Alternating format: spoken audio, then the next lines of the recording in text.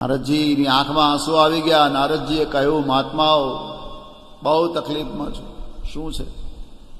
પૃથ્વીની પરિક્રમા કરવા ગયો હતો અને પૃથ્વીમાં મારે જે જોવું નહોતું એ બધું મને જોવા મળ્યું, અને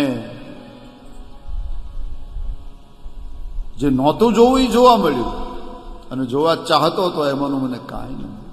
એક તો પૃથ્વીના પર અત્યારે સત્ય નથી, દયા નથી।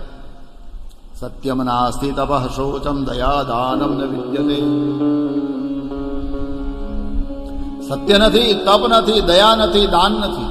મને પૃથ્વીના પર એક વસ્તુ દેખાણી, આ પેટ ભરવા માટે માણસ એટલો બધો મશગુલ થઈ ગયો છે। ઉદરમ ભરીનો જીવા વરાકા કુંડ ભાષિણ।